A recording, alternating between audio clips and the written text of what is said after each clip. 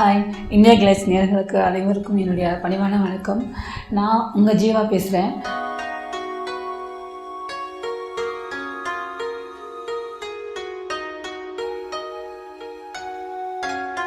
Director sir வந்து ஸ்னேகான்னு கூப்பிட்டாரு. ஸ்னேகா என்றால் ஸ்னேகா மணவள்னு சொல்லிட்டு அதுலேருந்து செல்வி ஸ்னேகான்னு கூப்பிடுவார் ரொம்ப உரிமையோட. நான் வந்து இப்போ லேட்டஸ்ட்டாக பைரவான்னு ஒரு படத்தில் ஒர்க் பண்ணுறதுக்காக போயிருந்தேன். அப்புறம் விஜய் சார் வந்தார் அந்த வழியாக. ஹாய் என்ன நான் உள்ளே போய்ட்டு ஃபஸ்ட்டு யாரோன்னு நினச்சிட்டேன். விஜய் சார் ஹாய்னு நானும் ஹாய்ண்ணா அப்படின்னேன். உடனே வாமா அப்படின்னாரு. போனேன். தர்மதுரையில் பண்ணியிருக்கேன்மா, சூப்பராக இருந்ததுமா, சூப்பராக பண்ணியிருக்கேம்மா அப்படின்னாரு. என் வாழ்க்கையில் நான் என்ன தப்பு பண்ணேன், இப்படி பிறந்தது தான் தப்பு, வேறு எந்த தப்பும் நான் பண்ணலை. என் கைகால் நல்லா இருக்குது, எல்லாம் நல்லா இருக்குது, நான் நல்லா வேலை செய்வேன். எங்கே வேலைக்கு போனாலும் எல்லாருமா வந்து பார்த்திங்கன்னா உனக்கு எவ்வளோ ரேட்டுன்னு தான் கேட்குறாங்க. லேட்டாக ஒர்க் பண்ணால் அங்கே வேறு யாராவது பசங்க இருந்தாங்கன்னா அவனுக்காக நீ லேட்டாக ஒர்க் பண்ணுறியான்னு கேட்பாங்க. சீக்கிரமே போயிட்டா அவளுக்கு முன்னாடி யாராவது போயிட்டாங்கன்னா ஏன் அவங்க கூட போகிறதுக்காக நீ போறியான்னு கேட்பாங்க. டாக்டர்கிட்ட போனால் என்ன ஆச்சுமா, ரொம்ப ஃபீவர் டாக்டர், என்னால் முடியல அப்படின்னு அவங்ககிட்ட சொன்னால் அவங்க என்ன காண்டம் போட்டு பண்ணீங்களா, காண்டம் போடாமல் பண்ணீங்களான்னு கேட்டாங்க.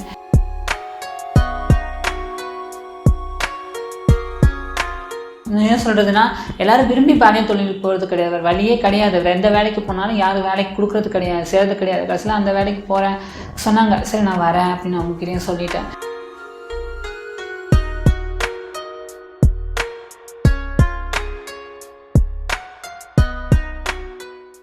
பைரவா ஷூட்டிங் ஸ்பாட் போயிருக்கீங்க, அங்கே இளைய தளபதி விஜய் பார்த்தீங்களா? அந்த எக்ஸ்பீரியன்ஸ் பற்றி கொஞ்சம் சொல்லுங்களேன். நான் வந்து இப்போ லேட்டஸ்ட்டாக பைரவான்னு ஒரு படத்தில் ஒர்க் பண்ணுறதுக்காக போயிருந்தேன். அந்த படத்தில் போகும்போது பார்த்தீங்கன்னா 2 நாள் அதில் ஒர்க் பண்ணேன். 3ஆவது நாள் வந்து விஷாலினி அக்கா வந்து போயிட்டாங்க, முன்னாடியே போயிட்டாங்க. அவங்களுக்கு வந்து 4 மணி ஃப்ளைட்டு போயிட்டாங்க. நான் அங்கேயே இருந்தேன். ஒரு 7 மணி இருக்கும். எனக்கு டிக்கெட் கேட்கறதுக்காக வெளியில் வந்தேன் மேனேஜர் சார்கிட்ட. அந்த நேரத்தில் ஸ்ரீமான் சாரும் சதீஷ் சாரும் நின்று பேசிட்டு இருந்தாங்க. அப்புறம் விஜய் சார் வந்தார் அந்த வழியாக. ஹாய் என்ன நான் உள்ளே போய்ட்டு ஃபஸ்ட்டு யாரோன்னு நினச்சிட்டேன். விஜய் சார் ஹாய்னு நானும் ஹாய்ண்ணா அப்படின்னேன். உடனே வாமா அப்படின்னாரு. போனேன். தர்மதுரையில் பண்ணியிருக்கேன்மா, சூப்பராக இருந்ததுமா, சூப்பராக பண்ணியிருக்கேம்மா அப்படின்னாரு. எனக்கா சந்தோஷம், ரொம்ப சந்தோஷம். இது வரைக்கும் அந்த சந்தோஷம் வந்ததில் அந்த நிமிஷம் வந்து சொர்க்கத்துக்கே போயிட்டேன்னு சொல்லலாம். விஜய் சார் வந்து சொன்னார், அவ்வளோ பெரிய ஆர்டிஸ்ட்டை வந்து நீ சூப்பராக பண்ணியிருக்க அப்படின்னு சொன்னார். உன்னை நல்லா யூஸ் பண்ணியிருக்காங்கம்மா, சூப்பராக பண்ணியிருக்கம்மா அப்படின்னாரு. வாழ்த்துக்கள் அப்படின்னாரு. ரொம்ப தேங்க்ஸ் அண்ணா அப்படின்னேன். ஒரு ஃபோட்டோ கிடைக்குமாண்ணா வா அப்படின்னு சொல்லிட்டு ஒரு ஃபோட்டோ எடுத்து கொடுத்தாரு. ரொம்ப சந்தோஷமாக இருந்தது. எனக்கு வந்து விஜய் அண்ணா ரொம்ப பிடிக்கும். இப்போ இல்லை, ஃபஸ்ட்லேருந்து எனக்கு ரொம்ப மனசில் கவலை இருக்கும், ரொம்ப அழுதுட்டுருப்பேன், ஃபீல் பண்ணுவேன். அப்படி இருக்கிற டைமில் அவரோட சாங்ஸு படம் எல்லாம் பார்க்கும்போது அவரோட டான்ஸ்னால் ரொம்ப பிடிக்கும். டிவியில் வரும்போது அவரோட நான் நிறைய அழுதுகிட்டே இருப்பேன். அந்த சாங் போட்டேன்னா அந்த சாங் பார்த்து சிரிச்சிட்டே இருப்பேன். என்னடி இப்போ தான் அழுதுட்டு இருந்தேன், பார்த்து சிரிச்சிட்டு உட்காந்துருக்கேன்னா அவங்க சொல்லுவாங்க, அது விஜய் மேலே பைத்தியம் அவளுக்கு, அவங்க அண்ணனை பார்த்தோன்னா சந்தோஷமாயிடுவா அப்படிம்பாங்களா. ஆமாம் எங்கள் அண்ணன் வந்தால் சந்தோஷமாக இருப்பேன், எங்கள் அண்ணனை பார்த்தா சந்தோஷம் போயிடும் அப்படிம்பேன். எங்கள் அண்ணன் படத்தில் எல்லாத்துலேயும் அவரோட சிரிப்பை பார்த்தாலே போதும், எல்லாமே மறந்து போயிடும், எல்லாம் பறந்து போயிடும். எங்கள் அண்ணன் கூட ஒரு படத்துலையாவது ஒரு சீன்லையாவது நடிக்கணும்னு ஆசை. சீக்கிரம் அந்த வாய்ப்புக்காக காத்துட்ருக்கனால எங்கள் அண்ணன் நடிக்கிற எல்லா படத்துலையும் போய் வாய்ப்பு கேட்டுட்டு தான் இருக்கேன். கண்டிப்பாக எங்கள் அண்ணன் கூட சீக்கிரம் பண்ணுவேன்னு எதிர்பார்த்துட்டு காத்துட்ருக்கேன். நீங்கள் எந்த வயசில் சென்னைக்கு வந்தீங்க? இத்தனை வருஷம் எப்படி சர்வை பண்ணீங்க? நான் என்னோடய 13 வயசில் இங்கே சென்னைக்கு வந்தேன். அப்போது வந்து ஒரு தீபாவளி சமயம், தீபாவளி முடிஞ்சு ஒரு 4 நாள் இருக்கும். அதுக்கப்புறமா தான் நான் இங்கே சென்னை கிளம்பி வந்தேன். எப்படின்னா ஊரில் வந்து எல்லோரும் வந்து ரொம்ப கிண்டல் பண்ணுறதும், என்னை பற்றி அப்பா கிட்டே அம்மா கிட்டே கம்ப்ளைண்ட் பண்ணுறதுமா இருந்துட்டு இருந்தாங்க. அதில் என்னாச்சுன்னா அப்பா அம்மாவுக்கு கொஞ்சம் அந்த மாதிரி ஊரில் எல்லாம் எப்படி பேசுவாங்க தெரியும்ல உங்களுக்கு, அந்த மாதிரி இருந்தது. அதுக்கப்புறம் சரி நம்ம அம்மா அப்பாவுக்கு நம்மளால அசிங்கம் வேண்டாம், நம்ம போய் எங்கேயாவது வேலை செஞ்சு பொழைச்சிட்டு அதுக்கப்புறமா நம்ம வரலாம். நம்ம அம்மா அப்பாவும் ரொம்ப கஷ்டத்தில் இருந்தாங்க. எங்கள் அம்மா அப்பா வந்து அந்த சமயத்தில் ரொம்ப கஷ்டத்தில் இருந்தாங்க. சரி அதுக்காக நான் எங்கேயாவது சென்னை தான் வரணும்னு வரல, எங்கேயாவது போகலான்னு சொல்லி தான் வந்தேன். வந்தால் எல்லோரும் சென்னைன்னு பஸ்ஸு இங்கே சிவகாசியில் இருந்தது. சரி சென்னையில் ஏறி உட்காந்தா 360 ரூபா பஸ் டிக்கெட்டு. கையில் காசு 500 550 ரூபா வச்சுருந்தேன். எங்கள் அம்மா ஒரு 50 ரூபா கொடுத்தாங்க. அவங்க ஞாபகமாக இன்னும் அந்த 50 ரூபா வச்சுருக்கேன். அந்த 50 ரூபா பத்திரமா எடுத்து வச்சுட்டு அந்த 500 ரூபா எடுத்து வச்சுட்டு வந்துட்டேன். சென்னை வந்து இறங்கின உடனே பார்த்திங்கன்னா கடலில் குதித்த மாதிரி இருந்தது. இங்கே வந்து உடனே ஏதாவது வேலைக்கு போனால் அங்கே போகலாம் இங்கே போகலான்னு எங்கெங்கேயோ அலைஞ்சி பார்த்தேன். ஒரு 4 நாள் எங்கேயும் முடியல. அப்புறம் கோயம்பேடு பஸ் ஸ்டாண்டு அப்போ தான் புதுசாக ஓப்பன் பண்ணியிருந்த சமயம்னு நினைக்கிறேன். உள்ளேயே சுற்றிட்டு இருந்தேன், வேலையே கிடைக்கல. கையில் இருந்த காசு எல்லாம் 5 ரூபா 10 ரூபா பிஸ்கட் வாங்கி சாப்பிட்டே இதாகிடுச்சு. அப்போது என்ன பண்ணுறதுன்னு தெரியாமல் அங்கே யோசிச்சுட்டு இருக்கிற நேரத்தில் கோயம்பேடு பஸ் ஸ்டாண்டுக்குள்ளே க்ளீன் பண்ணுற ஒரு அம்மா வந்துட்டு, என்ன நான் 2-3 நாளாக பார்க்குறேன், நீ இங்கேயே சுற்றிக்கிட்டு இருக்கியேன்னு கேட்டாங்க. அப்போது நான் சொன்னேன், இந்த மாதிரி வேலை தேடி வந்திருக்கேம்மா, வேலை எதுவும் கிடைக்கல அப்படின்னு சொல்லிட்டு இருந்தேன். அப்படியா, சரி நான் ஒரு இடத்துல வேலைக்கு சேர்த்து விட்றேன், வேலை செய்றியான்னு கேட்டாங்க. சொல்லுங்கம்மா செய்கிறேன் அப்படின்னு சொல்லிட்டு இருந்தாங்க அம்மா கிட்ட. அதுக்கப்புறம் அந்த அம்மா கோயம்பேடு பஸ் ஸ்டாண்டுக்குள்ளே ஒரு 3 நம்பர் பிளாட்ஃபாரத்தில் கூட்டிகிட்டு போயிட்டு ஒரு பிஸ்கட் கடை ஸ்டாலில் ஆந்திரா கடைக்காரங்க ஃபுல்லாகவே கூட்டிகிட்டு போயிட்டு வேலைக்கு சேர்த்துக்கிறீங்களா என் பிள்ளை அப்படின்னு சொன்னாங்க. அந்த அம்மா 7 நாளைக்கு சம்பளம் தர மாட்டோம், சேர்த்துக்கிறதா இருந்தால் கொடுங்க, விட்டுட்டு போகிறோம் அப்படின்னாங்க. சரி ஓகே, எனக்கு கேட்டாங்க, பரவாயில்ல வேலை கிடைச்சா போதும் அப்படின்னு சொல்லிட்டு நானும் சேர்ந்துட்டேன். அங்கேயே பஸ் ஸ்டாண்டுக்குள்ளேயே சாப்பிட்றணும், அங்கேயே தூங்கணும். பஸ் ஸ்டாண்டுக்குள்ளே எங்கள் ஷிஃப்ட்டு வந்து காலையில் 8 மணிலேருந்து நைட் 8 மணி வரைக்கும் 2 ஷிஃப்ட்டு, ஒரு வாரம் பக்கல் ஷிஃப்ட்டு, ஒரு வாரம் நைட் ஷிஃப்ட்டு மாற்றுவாங்க. அப்புறம் அங்கே எனக்கு ஃபஸ்ட்டு நைட் ஷிஃப்ட் விட்டாங்க. சரி அங்கேயே சாப்பிட்டுட்டு கோயம்பேடு பஸ் ஸ்டாண்டுக்குள்ளே கடைசியில் அந்த எண்டோ மரம் அதெல்லாம் இருக்கும், அங்கே உள்ளே தான் போய் தூங்கணும். நாங்கள் அங்கே போய் தூங்கிடுவோம், அங்கேயே சாப்பிட்டு அங்கேயே தூங்கிடுவோம். அந்த பப்ளிக் பாத்ரூம்லேயே குளிச்சு டைம் இருக்கிறப்போ ஃப்ரீயாக இருக்கிறப்போ குளிச்சுட்டு அங்கேயே ட்ரெஸ் துவைச்சி போட்டுருவோம், அங்கேயே எல்லாம் இருந்துட்டு இருந்தோம். ஒரு மாதம் அப்படியே அங்கே ஓடிட்டு இருந்தது. அதுக்கப்புறம் அவங்க ஆளுங்கெல்லாம் வந்துட்டாங்க, பழைய ஆட்கள், எங்களை வந்து வெளியே அனுப்பிச்சிட்டாங்க. அதுக்கப்புறம் எங்கே போகிறதுனே தெரில. இப்போ பஸ் ஸ்டாண்டு தானே எனக்கு கோவில் மாதிரி, பஸ் ஸ்டாண்டுக்குள்ளேயே தான் தூங்கிட்டே இருப்பேன். 2 நாள் 3 நாள் பஸ் ஸ்டாண்டுக்குள்ளே சுற்றிட்டு இருந்தேன். அப்போது கோயம்பேடு பஸ் ஸ்டாண்ட் பக்கத்தில் இருக்கிற ஆர்டர் கல்யாண மண்டபத்தில் வேலைக்கு ஆள் எடுக்கிறதுக்குன்னா அந்த கோயம்பேடு பஸ் ஸ்டாண்டில் தான் வந்து தேடுவாங்க. யாராவது சும்மா அங்கங்கே உட்காந்துருக்கிறவங்கள வந்துட்டு தேடி கூட்டிகிட்டு போவாங்க. அப்போது நாங்கள் அங்கே பிஸ்கட் ஸ்டாலில் வேலை செஞ்சுட்டு இருக்கிறப்போ வந்து யாராவது இருக்கீங்களா, அந்த மாதிரி வேலைக்கு ஆள் வேணும்னு கேட்டிருக்காங்க. மறுபடியும் அன்றைக்கி அந்த அண்ணா வந்தார். பார்த்த உடனே, அண்ணா வேலைக்கு ஆள் வேணா சொல்லுங்கள், நான் வரேன் அப்படின்னு சொன்னேன். சரி கல்யாண மண்டபத்துக்கு வேலைக்கு கூட்டிகிட்டு போயிட்டாங்க. 80 ரூபா சம்பளம், அங்கே இலையை எடுத்து போடுறது, பாத்திரம் கழுவுறது, க்ளீன் பண்ணுறது, அந்த மாதிரி வேலை. கல்யாணம் இருக்கிறப்ப மட்டும்தான் உள்ளே இருக்க முடியும். கல்யாணம் அன்றைக்கி நான் இப்போ முடிஞ்சிருச்சுன்னா நைட்டே க்ளீன் பண்ணி கழுவி முடிச்சோன்னே வெளியே அனுப்பிச்சிடுவாங்க. அப்போது வாரத்தில் 2 நாள் 1 நாள் சீசன் இருக்கிறப்ப ஒர்க் பண்ணி கொடுத்துட்டு வருவோம். மீதி டைம் இங்கே பஸ் ஸ்டாண்டுக்குள்ளேயும் ஒரு சில நேரம் படுக்க முடியாது. அவங்க உள்ளே வேலை செஞ்ச வரைக்கும் போலீஸ்காரங்க அங்கே இருக்கிறவங்க ஒன்றும் சொல்ல மாட்டாங்க. இப்போ நாங்கள் வேலை செய்கிறோன்னு தெரியும் இல்லையா, அங்கே இருக்க விட மாட்டாங்க. அதுக்கப்புறம் என்ன பண்ணுறதுன்னு தெரியும் போது தான் மார்க்கெட்டுக்கு போனேன். மார்க்கெட்டில் போய் அங்கே இருந்துட்டு காய்கறி 3 மணிக்கு லாரியெல்லாம் வரும்போது லோடு இறக்கிட்டு காய்கறியெல்லாம் தூக்கிக்கிட்டு அங்கே வேலை செஞ்சுட்டு அப்படியே இருந்தேன். அப்போது எனக்கு 13 வயசுன்றதுனால எனக்கு அப்போ வந்து செக்ஸ் ஃபீல்னால் என்னென்னு தெரியாது, அது எப்படி டீஸ் பண்ணுறாங்கன்னு எனக்கு அந்த இதில் தெரியாது. மார்க்கெட்டில் நான் அங்கே போய் படுக்க ஆரம்பிச்சதுக்கு அப்புறமா தான் ஒரு சிலர் வந்து காலை வச்சு இடிச்சிட்டு போவாங்க, வேணுன்னே இடிச்சிட்டு போடுறது, நோண்டுறது, அந்த மாதிரி டீஸ் பண்ண ஆரம்பிச்சிட்டாங்க எல்லோரும். அதுக்கப்புறம் அங்கே என்ன பண்ணுறது ஏது பண்ணுறதுன்னு தெரில, ரொம்ப கஷ்டப்பட்டேன். நைட் ஃபுல்லாக தூங்கவே முடியாது. யாராவது வந்து அங்கே இங்கே இடிச்சிட்டு இருக்கும்போது என்ன பண்ணுவேன்னா, பயந்துட்டேன்னு போயிட்டு கடை நடந்து நைட்டு கடையும் இருக்கும் சில நேரத்தில், அங்கே போய் உட்காந்துப்பேன். நைட் ஃபுல்லாக உட்காந்துருப்பேன். பகலில் வந்து பார்த்திங்கன்னா காலையில் 4 மணிலேருந்து நைட்டு ஒரு 10 மணி வரைக்கும் வேலை செஞ்சுட்டு அந்த கடைங்களுக்குள்ளவே கொஞ்சம் ப்ளேஸ் இருக்கும். நான் தூங்கிக்கிறேன் கொஞ்சம் நேரம் தூங்கணும்னா அப்படின்னு சொல்லுவேன். சரி தூங்குங்க போங்க அப்படின்றாங்க. அங்கே தூங்கிட்டு இருந்தேன். அதுக்கப்புறம் எப்படி என்ன பண்ணுறது ஏது பண்ணுறது எனக்கு ஒன்றும் தெரியல. அந்த நேரத்தில் பார்த்திங்கன்னா மறுபடியும் ஒரு கல்யாணம் வந்தது. அதுதான் கடைசி முகூர்த்தம்னு நினைக்கிறாங்க. ஒர்க் பண்ணிகிட்டு இருந்தேன் அந்த கல்யாண சீசனில்.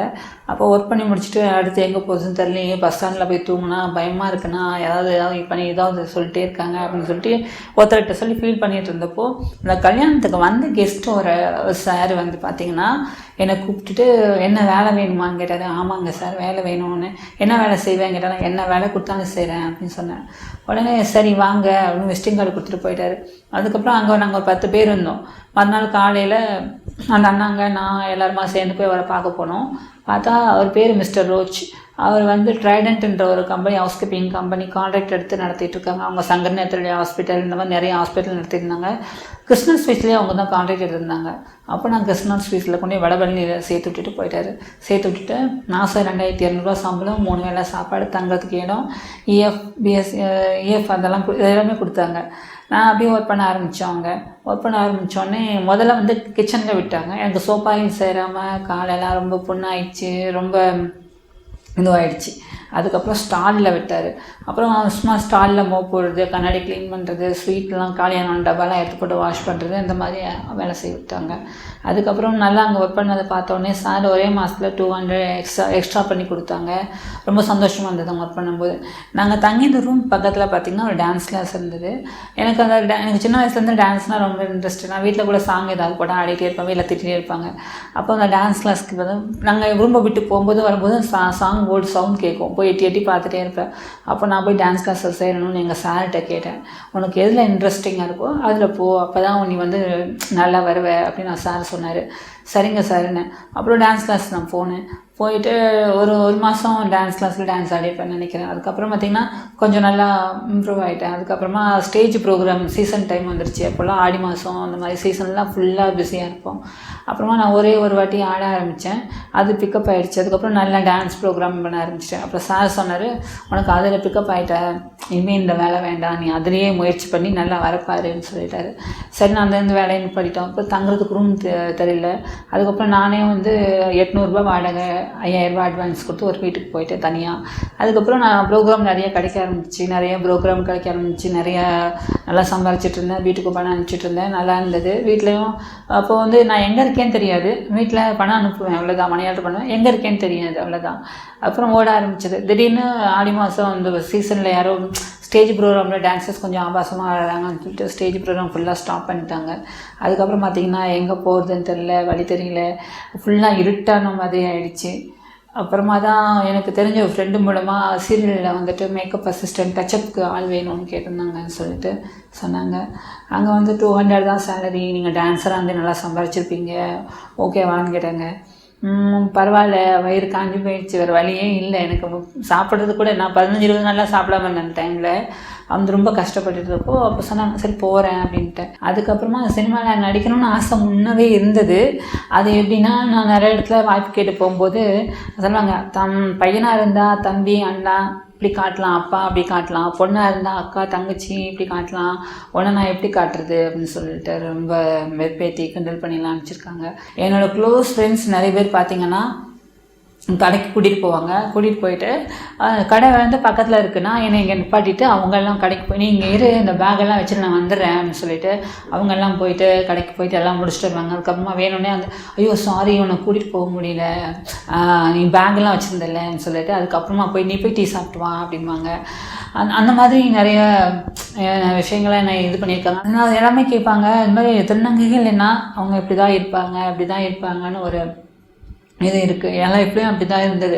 நான் தர்மதுரை படத்துக்கு வர்றதுக்கு முன்னாடி பார்த்திங்கன்னா சென்னையில் மழை வந்த டைமு, வெள்ளம் வந்த டைமு, என் வீடு ஃபுல்லாகவே முங்கிடுச்சு. வடபழனி எல்லாம் வந்துருந்தேன். என் வீடு ஃபுல்லாகவே முங்கிடுச்சு. தண்ணி ஃபுல்லாக எல்லாம் போயிடுச்சு. நான் மட்டும்தான் மிச்சம். என் வீட்டில் ஒரு பொருள் கூட கிடையாது.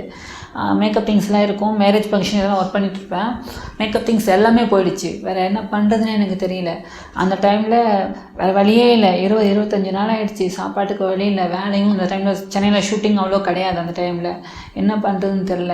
அந்த நேரம் பார்த்திங்கன்னா எனக்கு தெரிஞ்ச ஒருத்தவங்க மூலமாக ஒரு திருநங்கை வரமா எனக்கு ஃப்ரெண்டானாங்க. அவங்கள பார்க்க போனப்போ சொன்னாங்க, இந்த மாதிரி வேறு வேலை கிடையாது அப்படின்னா. வேறு என்னடியே சொன்ன போகிற, என்ன நம்ம கூட சேர்ந்துரு அப்படின்னா. என்ன வேலை, வேறு வேலை கிடையாது. என்ன வேலைன்னா பாலியல் தொழில் தான். அவங்க என்ன சொல்கிறதுனா, எல்லோரும் விரும்பி பாலியல் தொழில் போகிறது கிடையாது. வேறு வழியே கிடையாது. வேறு எந்த வேலைக்கு போனாலும் யாரும் வேலைக்கு கொடுக்குறது கிடையாது, சேர்றது கிடையாது. கடைசியில் அந்த வேலைக்கு போகிறேன் சொன்னாங்க. சரி நான் வரேன் அப்படின்னு அவங்ககிட்டயும் சொல்லிட்டேன். கடைசியில் வழியே தெரியல. அந்த நேரத்தில் இனிமேல் அவ்வளோதான், சினிமாவே இனிமேல் வேண்டாம், நம்ம எப்படி தான் போனாலும் நம்மளை வந்து எல்லோரும் ஒதுக்கிடுறாங்க. திரும்ப எனக்கு வேலை யாருமே கொடுக்கல அந்த டைமில். சரி இனிமேல் எல்லாத்தையும் முடிச்சுட்டு அன்றைக்கி ட்ரெஸ் எல்லாம் பேக் பண்ணிவிட்டு நான் அவங்க வீட்டுக்கு போகலான்னு நினச்சேன். போகிறதுக்கு முதல்ல பாபா கோயிலுக்கு இருந்தால், பாபா தான் எனக்கு சாமினா பாபாவை ரொம்ப விரும்பி கும்பிடுவேன். போயிட்டு உட்காந்து என் வாழ்க்கையில் நான் என்ன தப்பு பண்ணேன், இப்படி பிறந்தது தான் தப்பு, வேறு எந்த தப்பும் நான் பண்ணலை, என் கைகால் நல்லா இருக்குது, எல்லாம் நல்லா இருக்குது, நான் நல்லா வேலை செய்வேன், எங்கே வேலைக்கு போனாலும் எல்லாருமா வந்து பார்த்திங்கன்னா உனக்கு எவ்வளோ ரேட்டுன்னு தான் கேட்குறாங்க. நான் இதுக்கு முன்னாடி கோயம்பேடுலேருந்து மொத்தமாக காய்கறி வாங்கிட்டு வந்து இங்கே மார்க்கெட் ஏரியாவில் நம்ம வடபழனி நுங்கம்பாக்கம் இங்கெல்லாம் மார்க்கெட் ஏரியாவில் போட்டு விற்றுருக்கேன். விற்கும்போது என்ன பண்ணுவாங்கன்னா, நிறைய பேர் வந்துட்டு கையை பிடிச்சி இழுக்கிறது, இல்லை வாங்கிட்டு காசை வந்து தூக்கி மூஞ்சியில் போடுறது, அந்த மாதிரி பண்ணுவாங்க. சில பொண்ணுங்க பார்த்திங்கன்னா, நாங்கள் காய்கறி வச்சுருப்போம், எங்கிட்ட வாங்க மாட்டாங்க, கேட்டால் சிரிச்சிட்டே போய் பக்கத்தில் வாங்கிட்டு போவாங்க. பசங்க பார்த்திங்கன்னா வாங்கிட்டு வாட்டர் பாக்கெட் ஏதாவது கையில் வச்சுருப்பாங்க, வேணும்னு மூஞ்சியில் பீச்சு அடிச்சுட்டு போவாங்க. நம்ம போய் பதிலுக்கு கேட்க போனோன்னா, எனக்கு முந்தா நாள் போகும்போது என்னை வான்னு கூப்பிட்டால, என்ன பெரிய பத்தினி மாதிரி நடிக்கிற அப்படின்னு சொல்லி ரொம்ப அசிங்கப்படுத்தியிருக்காங்க. சில டைமில் பார்த்திங்கன்னா வேறு ஹாஸ்பிட்டல் இந்த மாதிரி வேலைக்கெலாம் போனோன்னா அங்கே இருக்கிறவங்க போகிறவங்க நம்மக்கிட்ட பேசுறது சங்கடப்படுவாங்க. ஏதாவது வந்துட்டு ஐயோ அவங்கக்கிட்ட போய் ஏதாவது கேட்கவா செய்வாங்கன்னா, வேலை செஞ்சுட்டு இருக்கும்போது நம்ம வெளில போயிடுவாங்க எல்லோரும். அதை பார்த்துட்டு வேலைக்கு நீ வேண்டாமா அப்படின்னு சொல்லிவிடுவாங்க. சரி, வீட்டு வேலையும் நான் செஞ்சுருக்கேன். வீட்டு வேலை, சமைக்கிற வேலை, பாத்திரம் அந்த வேலைக்கு போனாலும் அவங்களும் என்ன பண்ணுவாங்கன்னா, என்னை வேலைக்கு வச்சுருக்காங்கன்னா அவங்க அந்த ஓனரையாவை பக்கத்தில் இருக்கவங்க என்ன, ஐயோ அவங்க வேலைக்கு வச்சுருக்காங்கப்பா, அவங்க வந்து அவங்கள தப்பாக யூஸ் பண்ணிகிட்ருக்காங்க, அதனால அவங்க வேலைக்கு வச்சிட்ருக்காங்க, அந்த மாதிரி தப்பாக பேசுவாங்க. இந்த மாதிரி எங்கே எனக்கு வேலை கொடுத்தாங்கன்னாலும் அவங்கள பற்றி தப்பாக பேசிடுறாங்க. நான் வேலை செஞ்சால் அங்கே இருக்கிறவங்கள வந்து நான் தப்பாக யூஸ் பண்ணிகிட்ருக்கேன்னு என்ன தப்பாக நினைக்கிறாங்க. எந்த வேலைக்கு போனாலுமே அங்கே தப்பாக தான் பார்க்குறாங்க, சரியான கண்ணோட்டம் கிடையாது. அதனால தான் இப்படிலாம் இந்த சமுதாயத்தில் எல்லோரும் இருக்கிறதுக்கு பதிலாக பாலியல் தொழிலாளியாகவே போயிடலாமேன்னு தான் சிலர் வந்து வெறுத்து போயிடுறாங்க. அந்த மாதிரி தான் சூழ்நிலையில் தான் நானும் வெறுத்து அந்த மாதிரி ஒதுங்க நினச்சேன். கடைசியில் தர்மதுரையில் வாய்ப்பு கிடைச்சிது. என் லைஃப் வந்து அன்றைக்கி தர்மதுரையில் மட்டும் சீனு சார் வாய்ப்பு தரலைன்னா இன்றைக்கும் நானும் எங்கேயாவது ஒரு இடத்துல செஞ்சு போயிருப்பேன். இப்போது வந்து எனக்கு தெரிஞ்ச ஃப்ரெண்டு ஒருத்திருக்கா. அவள் வந்து வந்து ஒரு ஆஃபீஸில் தான் ஒர்க் பண்ணா. அவள் வந்து பிஎஸ்சி எதுவும் படிச்சிருக்கா, நிறைய படிச்சிருக்கா. அவள் வந்து ஒரு திருநங்கைன்றது காரணத்தினால அந்த ஆஃபீஸ்லேருந்து வெளியே அனுப்பிச்சாங்க. அதாவது அவளும் கண்ட்ரோல் பண்ணிக்கிட்டு ஃபீல்டெல்லாம் அடக்கிக்கிட்டு ஒரு பையனாக தான் இருந்தாள். ஒரு வயசுக்கு மேலே ஒரு பலூனில் எவ்வளோ காற்று ஊத முடியுமோ அவ்வளோதான் ஊத முடியும். அதுக்கு மேலே அந்த பலூன் வெடிச்சிருச்சுன்னா அதுக்கப்புறம் நான் இப்படி தான் இருக்க விரும்புகிறேன் அப்படின்னு சொல்லிட்டு வெளியில் வந்துட்டாள். அதுக்கப்புறம் பார்த்திங்கன்னா எல்லாருமா அவளை ரொம்ப ட்ரீஸ் பண்ண ஆரம்பிச்சிட்டாங்க. அவளால் அங்கே நிம்மதியாக இருக்க முடியல. அவள் அங்கே லேட்டாக ஒர்க் பண்ணால் அங்கே வேறு யாராவது பசங்க இருந்தாங்கன்னா அவனுக்காக நீ லேட்டாக ஒர்க் பண்ணுறியான்னு கேட்பாங்க. சீக்கிரமே போயிட்டா அவளுக்கு முன்னாடி யாராவது போயிட்டாங்கன்னா ஏன் அவங்க கூட போகிறதுக்காக நீ போறியான்னு கேட்பாங்க. இந்த மாதிரி ப்ராப்ளம்ஸ் ஆரம்பிச்சு அவள் அங்கேருந்து விட்டுட்டு பார்த்திங்கன்னா அவள் அந்த கம்ப்யூட்டர் டெக்னாலஜி எனக்கு தெரியாது அதை பற்றிலாம், நான் அவ்வளோ படிக்கல. அதில் வந்து அவள் சூப்பர் எக்ஸ்பர்ட்டான ஒரு ஒர்க்கர். அவள் கடைசியில் அந்த மொத்த வேலையும் விட்டுட்டு இப்போ நிற்க ஒரு இடத்துல வந்து செதஞ்சிட்டா. பஸ்ஸில் வந்தால் கூட பார்த்திங்கன்னா 10 பேர், நான் பஸ்ஸில் வரும்போது கூட பார்த்திங்கன்னா அன்றைக்கி நான் பஸ்ஸில் வரும்போது கூட என்னை பார்த்தோன்னே 4-5 பேர் வந்து இப்படி ஒதுங்கி போயிட்டாங்க. சீட்டில் உட்காரலான்னு போனோன்னா பக்கத்து சீட்டில் உட்காந்துருக்கவங்க இப்படி திரும்பிக்கிட்டே உட்காந்துருவாங்க. நம்ம எங்கேயாவது அடுத்த ஸ்டாப் வந்துருச்சான்னு கேட்குறது கூட கஷ்டமாக இருக்கும். ஏன்னா அப்போ கூட பதிலே பேச மாட்டாங்க, தெரியும் பேச மாட்டாங்க. கண்டக்டர் கேட்டால் உட்காரு வரும் அப்படிம்பாங்க, அவ்வளோதான். வேறு என்ன செய்ய சொல்கிறீங்க, எதுவுமே தெரியாது. நம்ம ஸ்டாப் வந்துருச்சான்னு பார்த்துக்கிட்டே இருப்போம். பக்கத்தில் இருக்கோம், வேணும் வெடிக்கிறதுக்காக தான் போகிறோம் அப்படின்னு நினச்சிட்டு என்ன சும்மா நிற்க மாட்டிங்களான்னு கேட்பாங்க. அந்த அளவுக்கு நிறைய கஷ்டம்னு வச்சுருக்கோம். இந்த மாதிரி நிறைய இடத்துல மளிகை கடைக்கு போனாலும் சரி, துணி எடுக்க போனாலும் சரி. நான் சும்மையை சொல்லணும்னா கோவிலுக்கு போய் கிட்டத்தட்ட 10 வருஷம் ஆயிடுச்சு. நான் கோவிலுக்கே போனது கிடையாது. ஏன்னு சொன்னீங்கன்னா கோவிலுக்கு போனேன்னா எல்லோரும் ஒரு மாதிரியே பார்ப்பாங்க. இப்போ எனக்கு ட்ரெஸ் எடுக்க போகிறோன்னா கூட அந்த கடையில் வந்து ட்ரெஸ் எடுக்கும் போதே அவன் பார்த்துக்கிட்டே பக்கத்துலேயே வந்து நின்றுட்டுருப்பான். நான் ட்ரெஸ் எடுக்கணும்னா நம்ம எதாவது திருடிட்டு போயிடுவோமோ பார்ப்பான். நான் எதுக்கு பார்க்குறான்னு தெரியாது, பக்கத்துலேயே வந்து நின்றுட்டுருப்பாங்க. ட்ரெஸ் கடைக்கும் நான் போனது கிடையாது. என் ஃப்ரெண்டுங்க யாராவது போனாங்கன்னா என் அளவு துணியை கொடுத்து விட்ருவேன். இல்லை எனக்கு இந்த வேணும்னா கலர் எது வேணால் எடுத்துகிட்டு வாங்க, இது எனக்கு வேணும்னு சொல்லிவிடுவேன், அவ்வளோதான். மற்றபடி எதுவுமே கிடையாது. ஹாஸ்பிட்டலில் போகிறோன்னா கூட நான் நிம்மதியாக போய் உட்கார முடியாது. ஒரு வாட்டி எனக்கு பயங்கர ஃபீவர்னு நினைக்கிறேன், ஹாஸ்பிட்டலுக்கு போயிருந்தேன். ஹாஸ்பிட்டல் போனப்போ பார்த்தீங்கன்னா ரொம்ப ஃபீவர், பயங்கரமான ஃபீவர். என்னால் உட்காரவே முடியல. என் ஃப்ரெண்டுங்க எல்லாரையும் கூப்பிட்டு யாருமே வந்து எனக்கு ஹெல்ப் பண்ணல. நானாக தான் முடியாமல் 2 நாள் உள்ளே படுத்துட்டு 3ஆவது நாள் ரொம்ப முடியல, கை காலெலாம் வலிச்சுட்டு மெதுவாக உட்காந்து நடந்து ஹாஸ்பிட்டலுக்கு போய் உட்காந்தா நீ போய் அங்கே நில்லுமா அப்படின்னாங்க. அங்கே போனால் இங்கே வந்து உட்காருமான்னாங்க. இங்கே வந்து உட்காந்தேன்.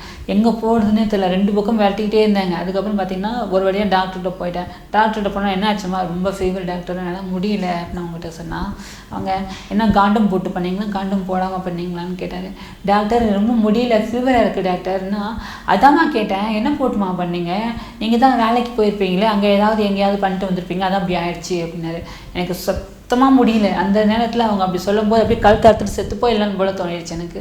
வேறு வழியே தெரில. அப்படி அவங்க வந்து ஃபீவர்ன்ட்டு போகிறேன். அவங்க வந்து பொதுவாகவே ஜெண்டர்ஸ்னாலே பாலியல் தொழில் தான் பண்ணுவாங்கன்ட்டு ரெஜிஸ்டர் ஆகிடுச்சு, அந்த மாதிரி பேசினாங்க. அதுக்கப்புறம் ராமச்சந்திரன் ஹாஸ்பிட்டலில் போய் நான் அட்மிட் ஆனேன். அங்கே இருக்க சிஸ்டர்ஸ் எல்லாம் என்னை நல்லா பார்த்துக்கிட்டாங்க.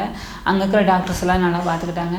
15 நாள் அட்மிட் ஆகியிருந்தேன். மலேரியா ஃபீவர், டெங்கு ஃபீவர் எல்லாம் வந்துருந்தது. அந்த இடத்துல மஞ்சக்காமலை 3மே சேர்ந்து வந்துருந்தது. அதுக்கப்புறம் அங்கே 15 நாள் இருந்து சரியாயிட்டு அதுக்கப்புறம் திரும்ப வந்தேன். அதுக்கப்புறம் இது வரைக்கும் உடம்பு கொஞ்சம் சரியில்லைனாலும் டேப்லெட் வாங்கி போட்டு சரி பண்ணி ஹாஸ்பிட்டலுக்கு இது வரைக்கும் நான் போனது கிடையாது. இந்த நிலைமையெல்லாம் மாறி இப்போ நான் நல்லா இருக்கிறேன்னா அதுக்கு காரணம் டேரக்டர் சீனு ராமசாமி சார் தான். டேரக்டர் சார் பற்றி ஒரு விஷயம் சொல்லி ஆகணும். தேனியில் ஷூட்டிங் நடந்துட்டு இருக்கும்போது டேரக்டர் சாரோட தம்பி வந்து இறந்துட்டாங்க. எல்லாருமே ஷூட்டிங் வந்து தள்ளி வச்சுருவாங்களோ, பிரேக் விடுக்குமோன்னு நினச்சிட்டு இருந்தாங்க. பார்த்திங்கன்னா எல்லாருமே அந்த மாதிரி ஃபீல் பண்ணிட்டு இருந்தாங்க. டேரக்டர் சார் தம்பி இறந்துட்டாங்க செய்தி வந்தது கூட யார்ட்டுமே சொல்லலை. ரொம்ப ஃபீல் பண்ணார். கண்ணாடி போட்டு மறைச்சிக்கிட்டாரு. கண்ணாடி போட்டு மறைச்சிட்டு அப்பவும் அங்கே உட்காந்து ஆக்ஷன் சொல்லிட்டு இருக்காரு. அந்த சீன் எடுத்துகிட்டே இருந்தார். எல்லாருமா வந்து ஒரு இதாக இருந்தாங்க. சீன் போயிட்டு இருந்தது. 6 மணி ஆனவொடனே பேக்கப் சொல்லிட்டு டேரக்டர் சார் போயிட்டார். மறுநாள் ஷூட்டிங் இருக்காது, பேக்கப் நினச்சி எல்லோரும் நினச்சிட்டு இருந்தாங்க. மறுநாள் காலையில் சார் போய் அங்கே கலந்துட்டு அது முடிச்சுட்டு 10 மணி கால் ஷீட்டுன்னு எல்லாருக்கும் சொல்லிட்டாங்க. அங்கே போய் கலந்துட்டு அது முடிஞ்சோடனே 2 மணிக்கு சார் இங்கே வந்துட்டார் லொக்கேஷனுக்கு. திரும்ப வந்து லொக்கேஷனில் வந்து கலந்துக்கிட்டு அவர் வந்து என்ன சொல்கிறது, அவரை நம்பி ஒரு ப்ரொடியூசர் ஷூட்டிங் வச்சுருக்காங்க, ஒரு ஆர்டிஸ்ட் இவ்வளோ பேர் அங்கே வந்திருக்காங்கன்றதுக்காக அவர் வந்து அந்த தம்பி இறந்ததுக்கு கூட அவர் போய் வந்துட்டு கலந்துட்டு உடனே வந்து மறுபடியும் ஷூட்டிங்கில் கலந்துக்கிட்டாரு. அதை பார்த்தோன்னே எனக்கு இவ்வளோ சின்சியராக இருக்கிற ஒரு டேரக்டர் நான் ஃபஸ்ட் டைம் பார்த்து ரொம்ப இதுவாகிட்டேன். ஒர்க்கில் அவ்வளோ ஒர்க்கில் வந்துட்டு கவனமாக இருப்பார். ரொம்ப தங்கமான டேரக்டர். போயிட்டு வந்து மறுநாள் வந்து ஃபீல் பண்ணுவார். கண்ணாடி போட்டுட்டார். ஃபீலிங் வெளியே தெரியாது. கண்ணாடி போட்டுப்பார். எல்லாருக்கும் சகஜமாக சந்தோஷமாக சிரித்து பேசுவார். பட் 6 மணிக்கு அப்புறம் ஷூட்டிங் முடிஞ்ச உடனே மறுபடியும் அவங்க தம்பி இங்கே போயிடுவார். ஒர்க் போயிட்டு பார்த்துட்டு மறுநாள் வந்து இந்த காரியத்தெல்லாம் முடிச்சுட்டு திரும்பவும் ஷூட்டிங்கில் வந்து கலந்துக்கிட்டார்.